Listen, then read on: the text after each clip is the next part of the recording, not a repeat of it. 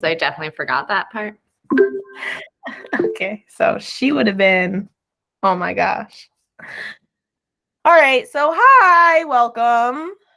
I'm Oriana Miles. I teach 10th grade English at Schenectady High and kind of SCLA this year just because of our weird merger. And I'm Jessica Marley. I have traditionally taught at Steinmetz, but because of the merger, I'm also with Schenectady High this year teaching 10th grade English. Cool.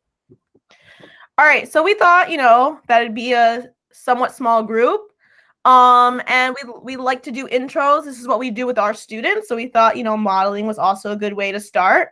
And what we do is your name, pronouns, where you are in your building, your grade, and what you are hoping to get out of the session. Similar with students, we want them to say what they're hoping to get out of, their learning, right? Because we hope to get to where they want to be.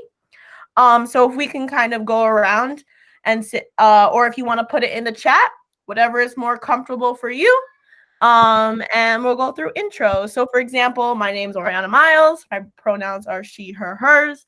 Schenectady High School, grade 10. And I'm really hoping to just, help continue supporting people through culturally responsive education so that we can best, support our students of color and other marginalized identities. I'll go again. Okay. Jessica Marley. My pronouns are she, her, hers. I'm still at Steinmetz in Schenectady High teaching 10th grade English. And I guess what I'm looking to get out of this session is just more awareness and community. Having more people that we're able to have these conversations with, who are able to join in the conversations, who maybe just didn't know how before, like creating a network of people that we can have a dialogue with. So the people joining, we're going through intros. You can put it in the chat or you can share it, whatever's more comfortable for you. I'm Nancy Schwendinger. I'm a she, her, her. Mount Pleasant Middle School, grade 7. And I'd like to learn anything new. Thank you. I'll go. I'm Miley Sylvanik. I'm at SCLA Special Ed. I'm going to just say SCLA because I have the same kids regardless of what school I'm at. And I rep from my school. But I do 9 through 12. And I think kind of like what Jess said, I would just like to kind of build a sense of community and also find different ways to help support my students of color. Thank you. Go ahead. I saw you. I'm Ty Thomas. Pronouns are she, her, hers. I'm at MLK teaching kindergarten. I'm virtual this year, and I'm hoping just to be able to, since I am home, like trying to make my surroundings more culturally relevant so that kids, when they're looking, watching me and looking at my background, they can see things that they can relate to. Thank you.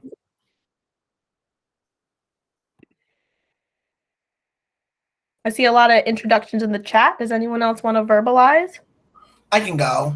My name is Chris Rogers. My pronouns is he, him, his. I teach at Mount Pleasant and Schenectady High. And I'm just hoping to being able to be more of a support for my students and making sure that they feel that my classroom virtually is an inclusive environment where they can live their best life. Thank you.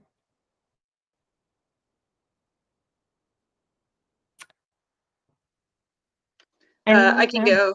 Yeah, I'll go. Hey, I'm Jack Cohn. I use all the pronouns, so he, she, they. And I teach technology at the high school, SHS. And I am hoping to figure out ways to make my virtual classroom more inclusive, and hoping that these are things I can carry into and see them as an extension of in person. Thanks. Thank you. Good morning, everybody. I'm Toby Valentino. She, her, hers. I work at the high school. I teach math. I teach math to upperclassmen, usually 10th, 11th, 12th graders. This is Domenica. She's been entertaining herself for a while and maybe distracting me a little bit, but I'm going to try to stay focused. And I really liked what Chris and Jack said, just making my class a really comfortable place for my students and doing anything I can do to make them feel safe and make them want to come to my class. Most kids don't want to go to math, so I feel like math teachers have to put in an extra effort to make their classroom a place where students want to be. Thanks. Thanks for sharing. I'm Leah Rosenko. I introduced myself in the chat, but I'll say it out loud. I teach math at Schenectady High. This year I'm teaching Regents Geometry and college and the high school statistics. So I have kids all the way 9 to 12. And this year I'm really trying to find a way to engage my incredibly diverse and awesome kids this year and try to get everybody to really want to be there, which I think is, like Toby said, so hard in math classes. Thank you for sharing. Hi, my name is Deborah Burke, she, her, hers. I'm a first grade integrated teacher over at Zoller, and I'm just hoping to learn some new ways to make my virtual space in the afternoons more culturally responsive. Thank you for sharing.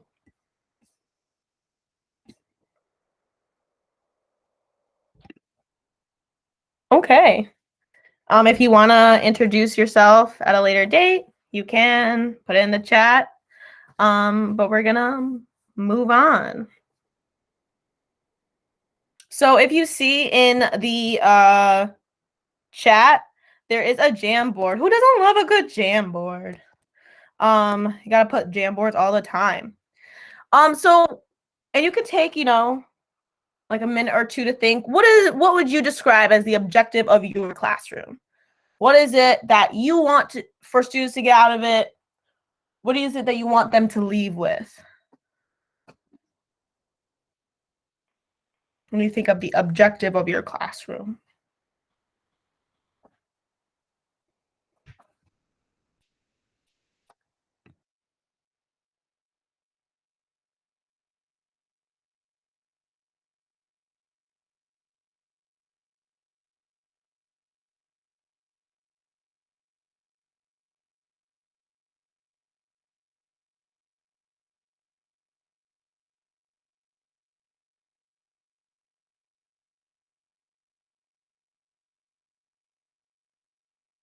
If you see me in there and I'm just moving Post-its because they tend to all like hop on top of one another. Or you can move your Post-its.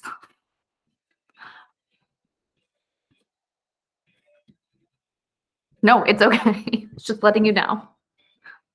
Didn't want anyone to feel sad that I was moving their Post-it.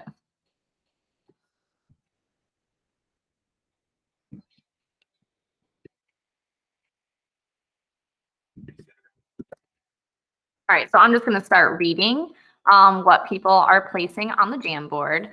So one objective is a place where they can be themselves and find their purpose. Another objective is a safe environment where students take risks and feel empowered sense of self. Students will find success in algebra and learn to express themselves with confidence. Students to take control of their learning as I facilitate and support their skill development, give them tools to take the lead as I support their growth. Masters of their own learning, to build a love for reading, a place where students feel safe, comfortable to speak their ideas, to feel empowered to speak their truth and know that they can gain knowledge and strength in any area they put in effort. Comfortable, eager to learn, proud of what they accomplish, try new things, feel proud of their accomplishments. You know what I could have done this entire time because I'm a goofball? Shared this screen instead. There we go.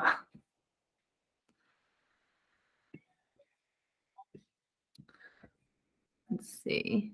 Comfortable and grow.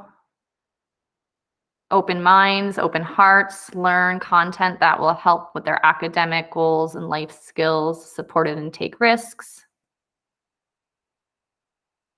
Comfortable when I am on the screen with them. So I really like that one, comfortable when I'm on Yeah. the screen with them. That whole idea of being culturally responsive and like education, and why we're looking at this is because that's supposed to help you achieve whatever your classroom objective is, right? Helping them learn, master of their own learning, getting them to master their subject, comfortable reading, love reading. I am an English teacher, what can I say? But all of these things, culturally responsiveness is to support them in achieving that goal. And so helping you remember, like, this is the objective, culture responsiveness is just a step, and a huge step, really, in getting there. Can you go back to the slide? Yes, I can. Oh, I thank you. So nice. Can you go to the next one? Mhm. So this is taken from the New York State framework. I'll also put it in case you're interested in looking at like the whole entire document. It's a lot, but it is very interesting. Thank you, Jess. So culturally responsive and sustaining education is grounded in a cultural view of learning and human development in which multiple expressions of diversity, race, social class, gender, language, sexual orientation, nationality, religion, ability are recognized and regarded as assets for teaching and learning. And it was Gloria Ladson Billings who first coined the term culture responsiveness in 1995.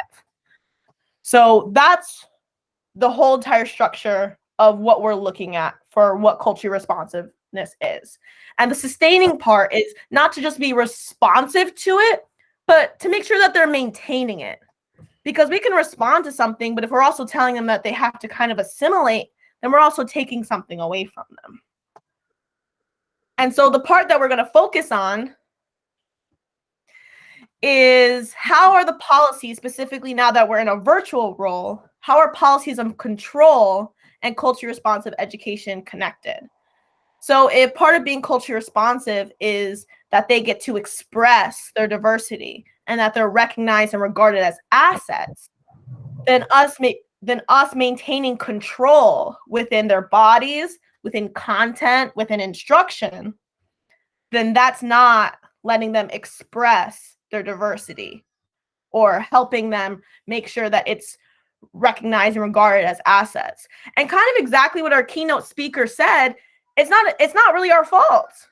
Within our teaching programs, we're taught that we're supposed to have this lesson plan, that we're supposed to be making sure that we know exactly what's happening at every second of the day. That's what we were expected to do. It's even in lesson plans that we still have. But where we're trying to move towards is making sure that students, exactly what someone said, are masters of their own learning. And we can't get there if we're always in control. Take it away, Jess. Okay, so what does control look like in our virtual space? We have an article for you to read. It's not crazy long, but it's a tiny bit lengthy. So we just want you to take 10 minutes to read through the article. Oriana just posted that in the chat, and then we are going to discuss. I will tell you I printed it and it's 8 pages. 6 pages-ish. So just take 10 minutes, like our keynote speaker said earlier, it's about the process. So it's okay if you don't get all the way through the article. I'm going to set a 10-minute timer. You can turn your screens off, your cameras off, whatever you're most comfortable doing, however you are the most comfortable doing some independent work in this space.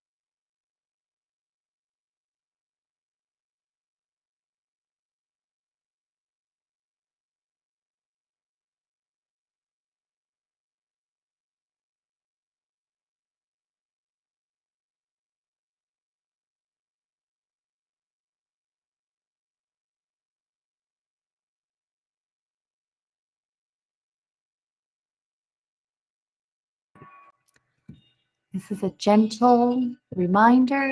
You have about 3 minutes left. I'm going to open some breakout rooms in a moment. You don't need to hop in there right now.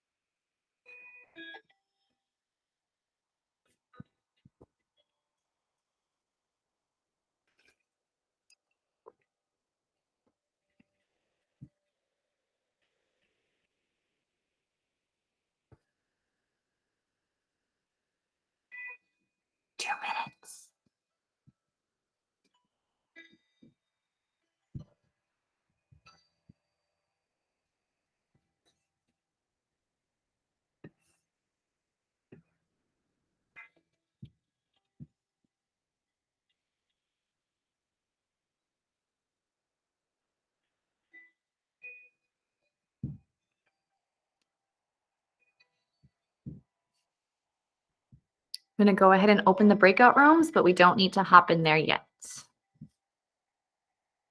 No, I won't do that yet because I forget what it looks like on your end. I don't want it to mess anything up.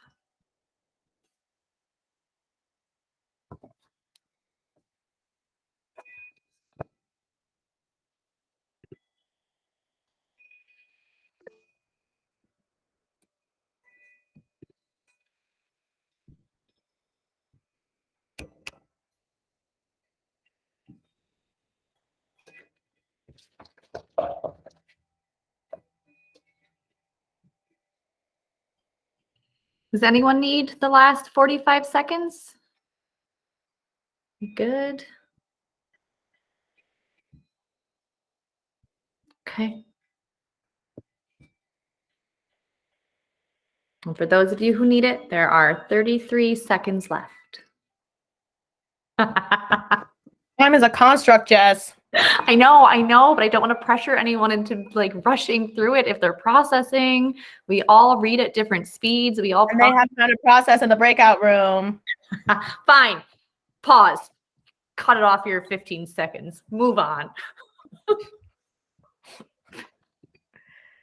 Okay. I'm going to open the breakout rooms and we're just sort of going to ask you to talk about it, put it in the chat, your reflection on the reading. What stood out to you? What new information did you learn? Was there stuff that you already know and have in your practice every day?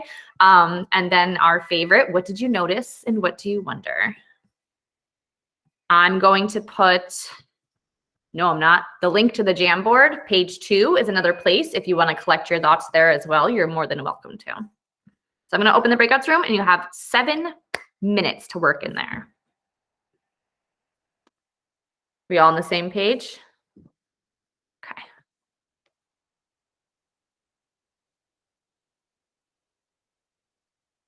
Do we want to hop in? Well, you really tried to put me in the breakout room. And I was like, that was cute. Would you like me to move you? No, for I was some like- reason, you and Richard were on there for some reason. I was like, Yeah. that was cute, Jess. What is a good time? Girl, I was like, I was trying to read their faces to see their faces were done. They were on their phones. they were done. Girl, they were done. Like, And like you said, we if got- they didn't finish. Most of it was in the beginning anyways. Oh my gosh. I was like trying not to stress out. I was like, girl, See, it's the last 10:42. We don't got the time. I like this last page. See, I clouded it. I wanted them to get there. I don't care. I was like, Transformation happens from the bottom up, Oriana. it's not the point. Hi, I love you very much. What I just remembered is that this session is being recorded. That's tough. That's a good point. Ba-da-ba-ba-ba. Hopefully, Yakler can edit this part out. It's not. It's 2 presenters who need to come to an understanding about time. I honestly am more strict about my time than you.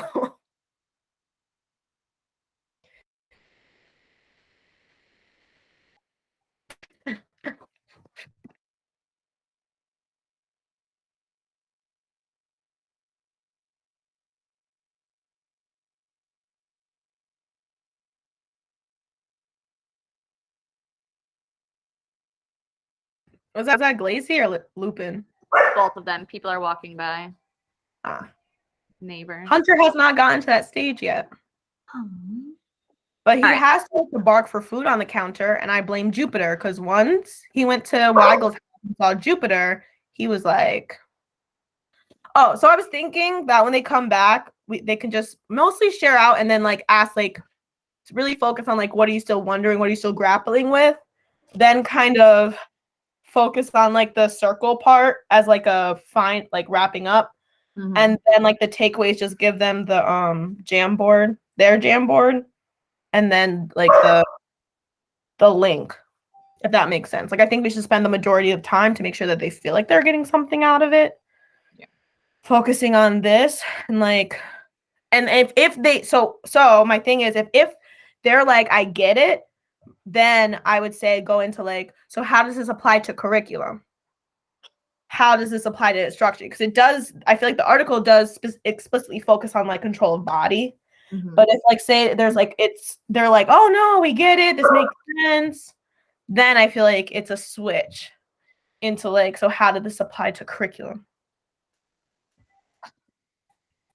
That's my idea. But you're facilitating the share out. What? I facilitated most in the beginning. Woo woo. I call it quits. I'm sweating. Yes, I remember it's being recorded, but it's the truth. I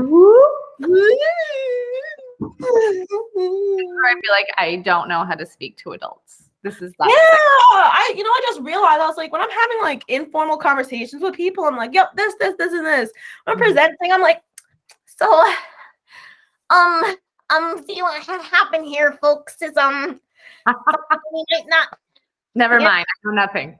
I know, I'm like, what are my hands supposed to do here, people? I don't remember. Oh, I love it. Has it not been 7 minutes? What's happening? Yeah, because somebody wanted to give them the full time to read. I'm just gonna keep bringing that up.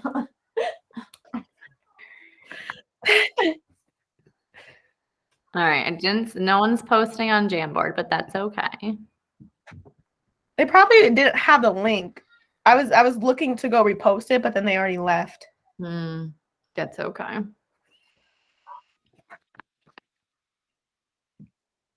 Did you hear Roman? I heard like something. I can't tell because you know how you click the button for like Noise. noise cancellation. I can't tell how much my students can ever hear him screaming like a dinosaur. I heard like a tiny little like. Sometimes he's calm, sometimes he's Godzilla, and all the time I'm annoyed. Yeah. Dogs.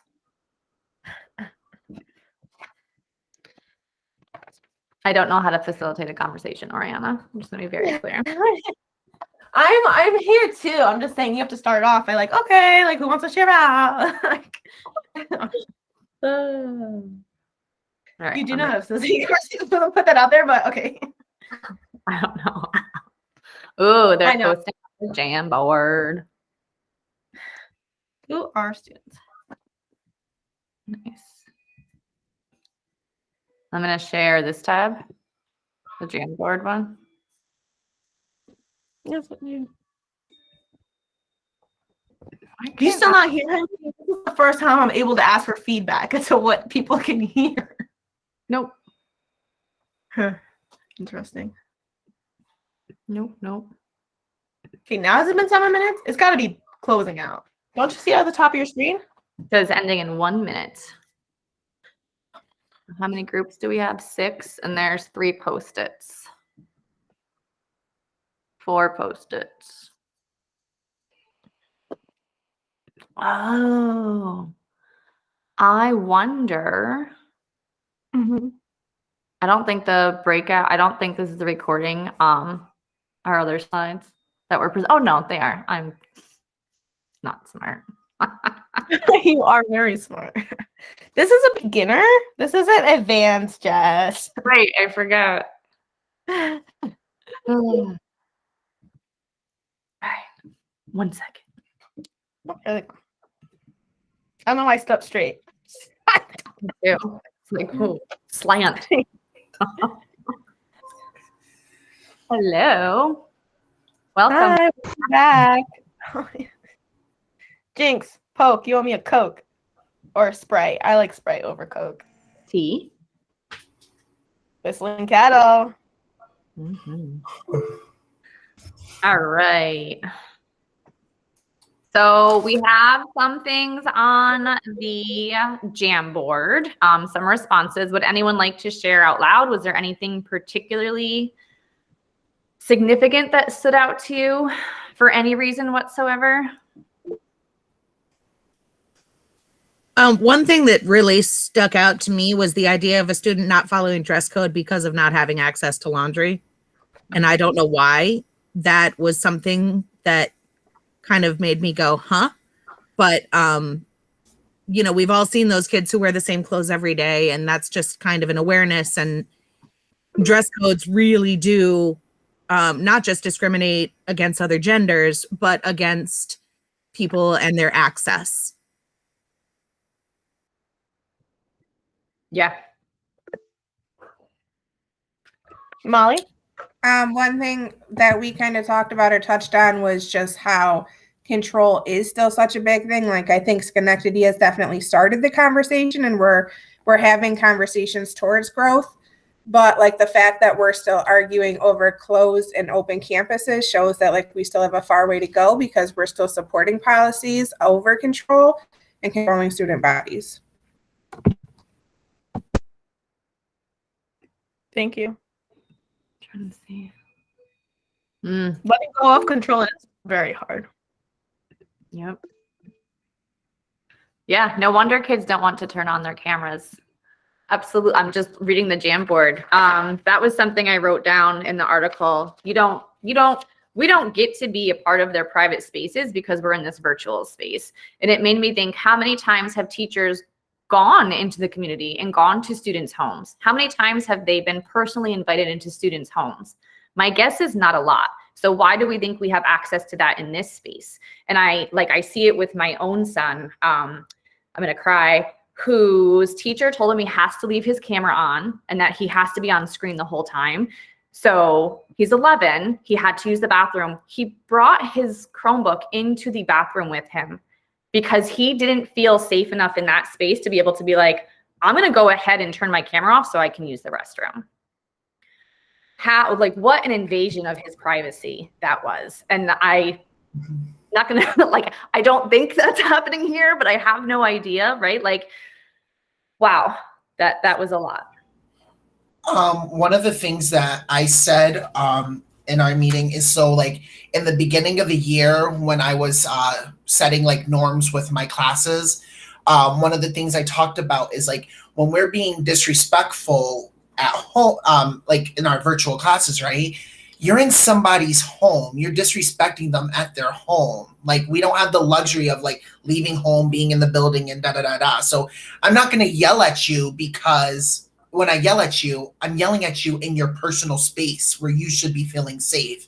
And I think that's something that I think we kind of like forget about that, like, because we're just so in the motions of teaching and like the structures that we're used to before, is that we need to remember, like, at the end of the day, that they're in their home, they're in their space, they have no escape. And so that needs to like kind of be like on the forefront of your mind when you're talking, when you are doing things like in your class. Thank you. Jack? I really like the article, and I think it would be great to expand it to more people. One thing that I wonder when I read it is, I worry a little bit that people might say, well, we don't make them do that. We don't make them have their cameras on. We don't do that. So we're doing it right. Where like we're clearly not still doing, like, I know myself, right? I can speak for myself. Like, I have so much that I'm still trying to figure out and learn to do better. And so I do wonder if like I think that article is important, but I think, I don't know. I just think of that sometimes when I've read it. How do we say, yeah, we're touching a little bit on this. Now that means we have to get to like the more significant things. Sure, let's use this as a framing to say there's control in bodies and stuff like that. But like, just because we're not doing those things doesn't mean we're good. So thanks. So thank you, Jack. Thank you also for your honesty and openness. I think that that's really brave, and thank you. I think that it takes a lot to be self-reflective, and I think that's something that people have to do before they're able to continue on that journey. I think that when we feel comfortable saying like, okay, I don't do this, then what do you do? Because we're all doing something. Otherwise, the kind of that question, how are the children? The children are not good. They're not good. And so if they're not good, then what are we doing? So if you're not controlling students' bodies, you don't make them turn on cameras, you don't make them talk, or you allow them to put in the chat, then how do you control the content? How do you control how they turn in work? How do you control, we talk about assessment, right? So there are multiple levels. So as soon as you say to yourself and you read this article and you say, I don't do that, then the next step is to identify what do you do. And I think that is hard because it hurts. No one goes into the job to say, I'm going to hurt kids. Right. And so it is so hard to be in this space and to come to this realization that you on some level control a kid and it hurts them. But I think exactly what you're saying, Jack, is that it is necessary, though, for us not to do some good, but for us to continue to push ourselves and our peers like accountability partners and say, we're not going to do some good this year. We're going to do as much good as possible. So thank you for that comment. Go ahead. I saw you on mute, Nicole. Jess, I have a similar problem with my son's teachers. Like, Brayden has started crying because he's trying to talk to his teachers and his teachers won't respond. Like, or how come Miss Johnson didn't say goodbye to me? She said goodbye to everybody else, but she didn't say goodbye to me. So he'd start crying. Or they'd say, Brayden, turn on the camera. But Brayden has a problem with sucking his thumb, and he doesn't want his peers to see him sucking his thumb, so he's embarrassed.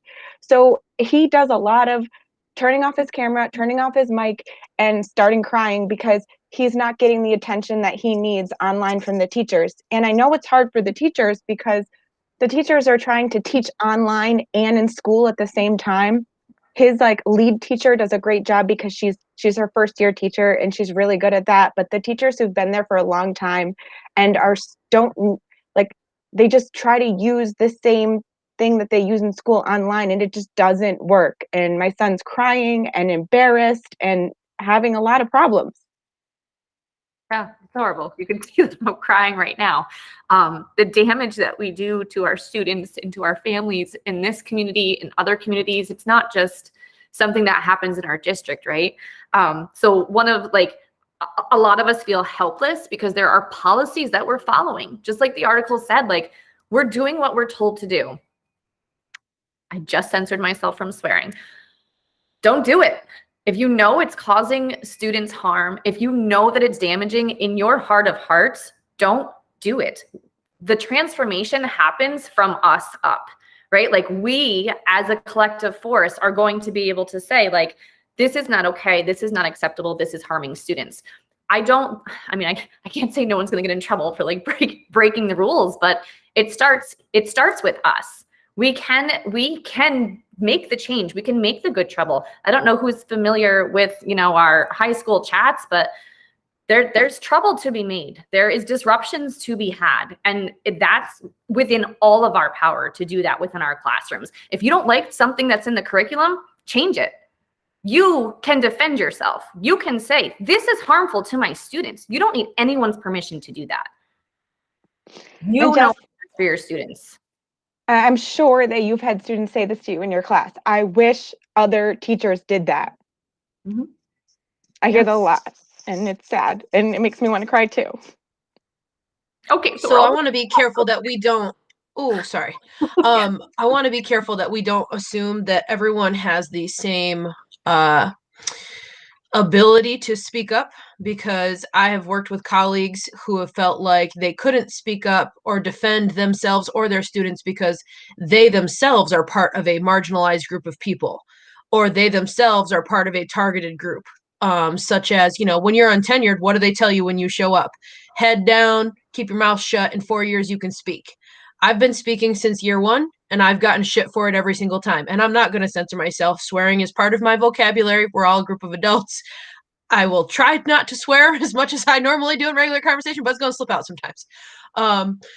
But yeah, I think, and I work with other staff that I love them dearly, but they don't speak up because they are transgender, or because they are a person of color, or because of some other thing that, like, they're already suffering their own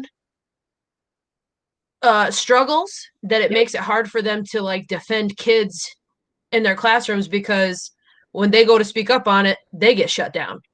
And so, like, it's on those of us who feel like we have more, I don't know what the right word is. I feel like we need to work together. We need to all be a team, and we need to support each other however we can. Just because someone's not speaking up, I don't think means that they support the problem. Maybe they're trying to fix it in another way. You know what I mean? So I don't ever want to assume or judge why someone is or isn't more obviously trying to fix this. And that's something I learned, because I'm always like, oh, speak up, speak up. And then someone told me why they don't. And I was like, oh, well, now I feel like a jerk, because I feel like I stopped you from trying because the one thing I said to do was speak up. I don't know. Just, I'm thinking out loud.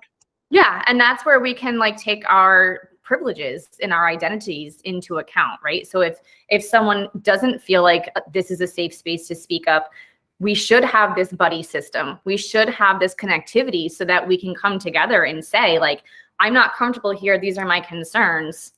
Can you use, who you are and how you identify within this space of this community to speak up, to say something? Okay, so it's isn't it always we want more time, but I also want to be mindful of your time, because it is still Saturday. And I want to make sure that is wow, I'm an English teacher and I don't have words, but you all are sharing so much. I just want to hold space for that, and thank you for that. This quote's by Gloria Ladson-Billings. I think it is very important. A hallmark for me of a culturally relevant teacher is someone who understands that we're operating in a fundamentally inequitable system, that they take that as a given, and that the teacher's role is not merely to help kids fit into an unfair system, but rather to give them the skills, the knowledge, and the dispositions to change the inequity. The idea is not to get more people at the top of an unfair pyramid. The idea is to say that the pyramid is the wrong structure. How can we really create a circle, if you will, that will include everybody? So really going back to this idea of control, right? If we don't give up control, if we do not include them in this process and allow them to fully express themselves, express who they are, their identities, and allow them to contribute to their learning, become masters of their own learning, then they're not going to be able to break down these inequities. We're going to go back to the same circle where they're going to have to, we're going to have arguments where, like, well, they have to be like this in this system. And that's not fair, because that's oppressing who they are. And I will say, as someone who is untenured and a person of color and so many other marginalized identities, I cannot not do this, because this is for them. This is about them. And unless, to be honest, you're going to fight for kids, this is what a teacher does, right? We fight for our kids. We're here for them. It's part of our job. And it's not fair at all, but it's part of who we are. Go ahead, Nicole. I struggle with our asynchronous days because we have professional development and I have office hours. So my kids need me on those asynchronous days. They need to go to my office hours. They need my help. They need me. But I also want to go to professional development. So I'm completely torn between the two. I feel like I need to be in two places at once. I need Yeah. to be in my office hours to help my kids, but I also want to go to professional development too. So I'm always on those days like I don't even know what to do. Yeah. I think that you should be fair to yourself, that you can give kids so much and yourself, right? You can't burn yourself out or you can't help them. And we always want to get better, right? So if you give your kids office hours, that doesn't mean you have to put all, the whole entire afternoon. They also can have other things that they need to do. You want to attend some PDs, that should work around your schedule too. Or say that maybe 1 week is an office hour and the other week. I think, and it's definitely sounding easier than I'm saying as I'm saying it, but you have to be gracious with yourself. And as long as you have that as objectives, I think that you don't have to defend yourself. You're saying, I'm doing this for the kids, and that means attending PDs and giving yourself some office hours on the back end too. What I have been doing is attending the PDs and then having my office hours open. And then if a kid comes to my office hours, I just leave the PD and help them with what they need. Mm-hmm. That's a good idea. Thank you. Megan? Sorry. I just wanted to if say you that have I to think go, you are more than welcome to go. I just put the link for the post-session reflection in the chat, but we are more than happy to stay after and answer anything, but we don't want to take up more of your time. Thank you for all of the people who have stayed. We appreciate it, but we're here. Go ahead, Megan. Sorry, I just wanted to say that I think one of the things that we didn't talk about that we talked about in our group is the control over grading and what that looks like. And how, some teachers are, well, nobody turned anything in and they only turned one thing in, and other of us are like, oh my gosh, they turned one thing in. We can assess off that one thing. Thank you. Yes.